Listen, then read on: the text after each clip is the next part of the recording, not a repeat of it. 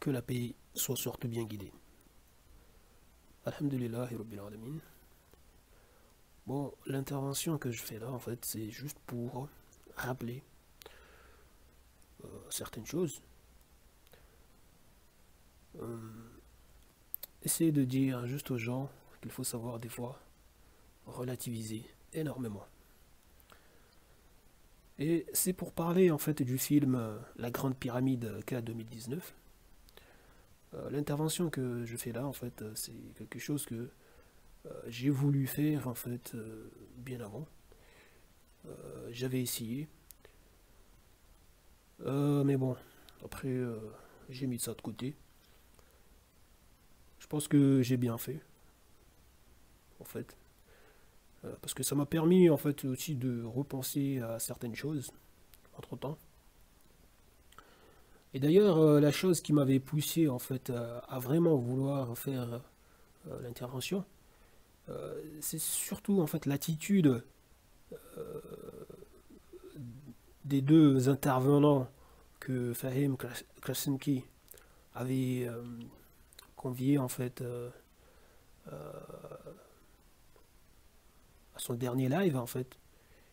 Donc lorsque j'avais suivi ça en direct et tout, donc j'ai vu comment ces personnes en fait se comportaient, leurs remarques et aussi moi surtout une chose qui m'avait choqué, c'est lorsque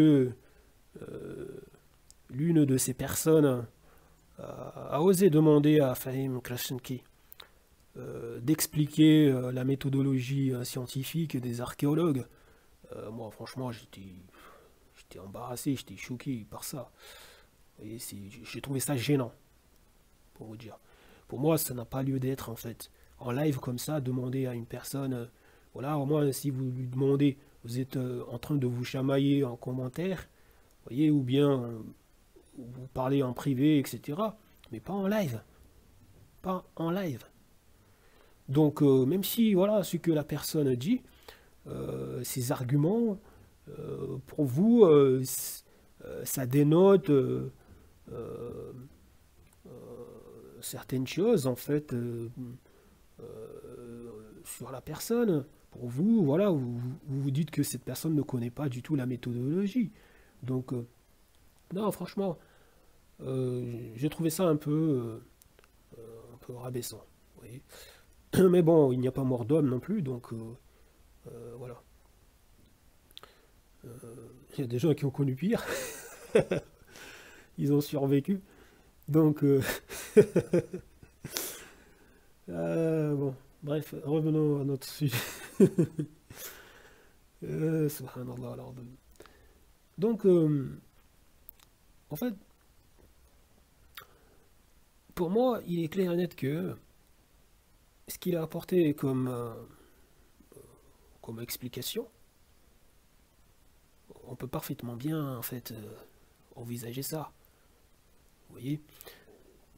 Même si, bon, je trouve qu'il y a beaucoup de théories, hein, beaucoup de théories là-dedans. Mais après tout, il fonctionne aussi comme beaucoup d'archéologues, hein, parce que il y a des gens qui viennent là juste parce qu'ils ont trouvé un os, par exemple, ou juste un petit objet, et ils racontent beaucoup d'histoires. N'oubliez pas cela. Et d'ailleurs, les deux intervenants ont oublié ont oublié ça, que eux-mêmes, en fait, et bien d'autres, ils ont tendance aussi à se comporter comme ça. On trouve un objet, ah bah ça y est, ça part dans tous les sens. Ça raconte beaucoup d'histoires, comme si les gens euh, ont vécu ces temps-là, vous voyez, euh, avaient tout compris. Donc les gens, il faut relativiser quoi. Il faut être modeste. Il ne faut pas faire comme si euh, beaucoup d'archéologues ne fonctionnent pas comme ça. Vous voyez, il y en a, ils trouvent juste un os et ça raconte beaucoup d'histoires. Ça dit tout et n'importe quoi. Donc il faut relativiser. Et là, en fait, déjà la question de la loupe, euh, sa démarche, en fait, euh, je la comprends. Parce que lorsque vous partez, du moins en fait, sur un point, hein, dans le sens que Vous vous dites, bon, pour fabriquer le béton, pour fabriquer tout, en fait, tout ce qu'il y avait, pour pouvoir bâtir ces pyramides, ces obélisques, toutes ces choses-là, bah, il faut beaucoup de bois. Et vu le milieu, en fait, l'environnement, bah, franchement,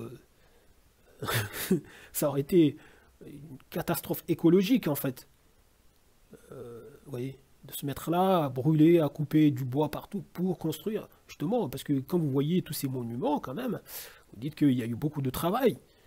Donc si on regarde le côté, en fait, voilà, des fours à bois, toutes ces choses-là, bah, ça aurait été, je vous dis, catastrophique. Étant donné en plus, voilà, le milieu, l'environnement, la chaleur pesante, vous voyez, c'est quand même le désert, hein. Donc, et franchement, il faut bien réfléchir.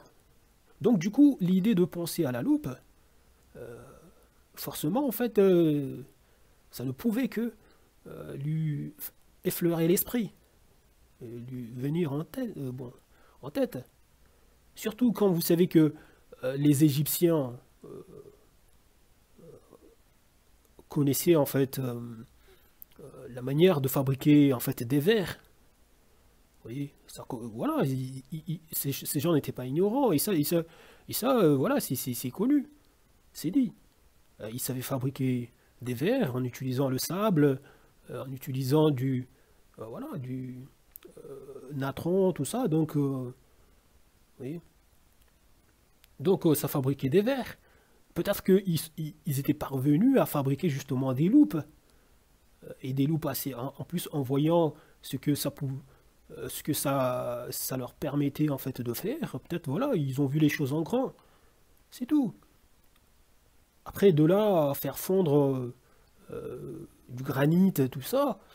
Bon, je ne sais pas, peut-être, parce que là, il faut des températures, je sais pas, magmatiques. Donc, je ne sais pas, voilà, peut-être, hein, ils étaient à ces niveaux-là, à des niveaux de température tellement élevés, hein. Donc, mais bon, dans tous les cas, on ne peut pas exclure l'idée, en fait, de la loupe. Après, comme lui, il le dit, peut-être que voilà, la loupe voilà, a été perdue parce que ça n'a pas été. Peut-être, voilà, ça s'est dissous dans l'eau, parce que, bon, comme il le dit, hein, le matériau est très très sensible à l'eau, donc peut-être. Et puis, si les gens viennent là, d'ailleurs, pour quelle raison on peut venir là dire que, ouais, mais il n'y a aucune trace de cette loupe, etc., voilà, sur les hiéroglyphes, etc. Franchement, peut-être, voilà, c'est un secret. C'était un secret pour eux, voilà, qu'ils ne voulaient pas divulguer. Voilà, ça, en fait, ils ne voulaient pas laisser une trace de ça, vous voyez, pour garder le côté mystère, en fait, de leur bâtisse et tout ça. Donc, oui, on ne sait pas combien de secrets voilà, au niveau des constructions sont gardés par des gens, jalousement. Vous voyez, les gens viennent là, s'émerveiller, ah, c'est magnifique, mais ils ne savent pas comment les choses ont été construites. Donc, et surtout quand vous voyez en fait les gravures, vous voyez par exemple les poteries en granit ou en d'autres matériaux, franchement, ça pose des questions les gens. Et on ne peut pas exclure du tout l'idée du béton. Vous voyez par exemple, il y a une boule là, par exemple, de l'aérite, je crois que c'est comme ça qu'on l'appelle, voilà, qui est prise dans du béton. Ça se voit bien que c'est du béton. Donc eux, par exemple, en maîtrisant le béton avec le calcaire, peut-être, voilà, ils ont vu encore plus grand. Il faut le maîtriser avec du granit, par exemple. Donc ils se sont peut-être mis à concasser le granit. Vous voyez, ils ont concassé le granit et puis derrière, voilà, voilà, pour faire du béton avec. Donc, et sans forcément, par exemple, penser à la loupe, on peut penser déjà au, voilà, au fait que peut-être voilà, ils ont concassé le granit, voyez, avec ce qu'ils avaient hein, sous la main, les outils qu'ils détenaient et tout ça. Donc, voyez, ils ont broyé tout ça, et ils ont préparé leur, voilà. Donc, non, mais sérieux, parce que moi surtout, quand on voit par exemple les statues en granit, tout ça, et franchement, les gens, il faut arrêter de déconner, hein. Vous voyez les traits, en fait, on dirait, voilà, que voilà, ça a été moulé, quoi, c'est tout simplement. Donc, faut être sérieux. La hawla wa la quwwata illa billahi al-aliyyil azim. Après, venir là dire que, voilà, pour ce qui est des coffrages, mais on trouve des blocs, en fait, de différentes tailles, à part au niveau, en fait, des hauteurs. On arrive à trouver des hauteurs identiques, mais au niveau, voilà, de la longueur, voilà, ça varie. Mais vous pouvez vous dire tout simplement que peut-être, voilà, il y avait voilà, différents coffrages. C'est tout. Après, peut-être c'était très rudimentaire, en fait, leur coffrage et tout. Donc, tout simplement. Ce n'était pas très bien travaillé non plus. Bon, mais du moment qu'ils avaient euh, le résultat, en fait, en face, voilà, un bon résultat, qui fait qu'aujourd'hui, les gens s'émerveillent devant tout ça, devant ces monuments. Voilà, ça suffisait largement. Donc, je vous dis, franchement, il faut être, voilà, relativiste sur des choses comme ça dont on ne sait pas grand-chose. Après, il y a aussi voilà, il y a aussi autre chose que les gens oublient.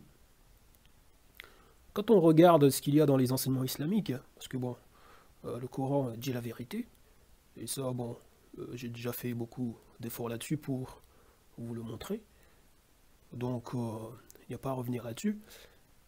Quand vous regardez ce qu'il y a dans le Coran, par exemple, Allah subhanahu wa ta'ala nous parle de Pharaon et euh, comment il s'appelle l'autre là? Voilà, Haman. Haman qui est un bâtisseur de Pharaon. Vous voyez, quand Pharaon demande justement à Haman de lui construire un tour, des choses comme ça. Vous voyez, c'est dans la sourate 28, je crois, c'est la première sourate où on parle de Haman en fait, et de la construction du tour. C'est la sourate 28, verset 38.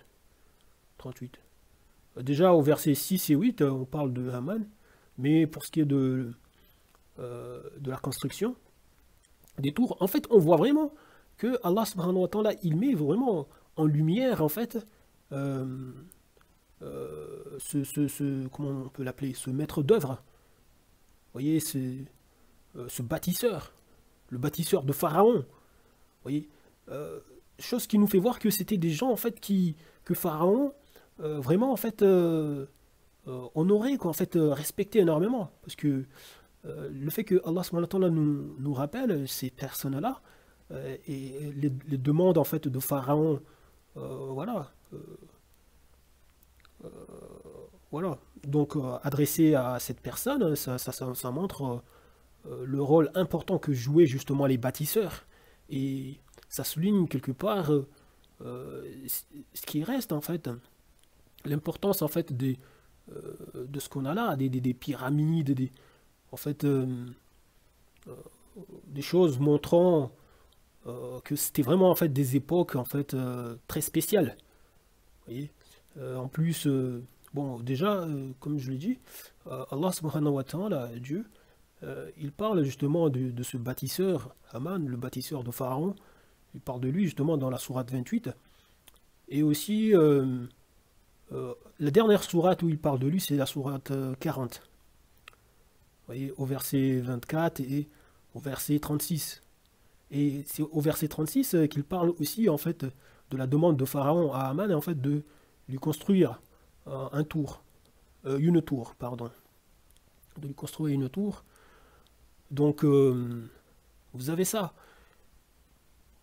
Après, bon, sur le plan de la mesure, par rapport à... Parce que, comme je l'ai montré aux gens, la manière dont le Coran était organisé, tout ça, c'est parfait.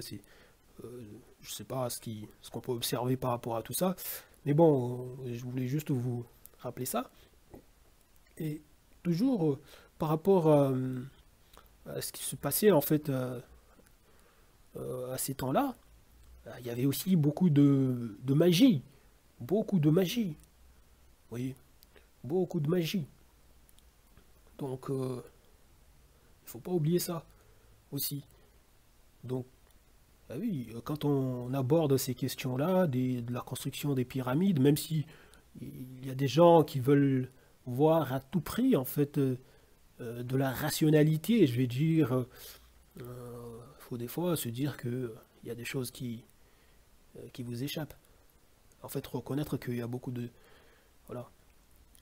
Après, après il se peut juste qu'il n'y a pas eu dans l'affaire l'utilisation de la magie, hein, mais je vous rappelle juste que c'était vraiment des époques où la magie était vraiment très employée, quoi, en fait. Donc, il y a cela. D'ailleurs, même avec le roi Salomon, en fait, Sulayman, alayhi salam, vous avez vu, lorsqu'il avait demandé à ce que on lui apporte, oui, qu'on lui apporte le trône de la reine de Saba, j'étais un peu dans le roi Salomon a demandé qu'on lui apporte le trône en fait de la reine de Saba. Il y a eu par exemple euh, une personne en fait qui s'est présentée et a demandé à Salomon que lui en fait il peut lui apporter en fait le trône en fait de la reine de Saba avant qu'il ne cligne voilà de l'œil. Donc vous voyez déjà la rapidité en fait. Donc et Allah subhanahu wa ta'ala nous dit justement que cet homme avait une science du livre. Donc subhanallah al-aliyyul azim. Donc il ne faut pas oublier tout ça. Euh, je tenais à vous rappeler juste tout ça. Et, donc je pense que c'est tout, hein. Il n'y a pas besoin d'en rajouter. Je vous remercie du temps que vous avez pris pour ce ça et je vous dis salam.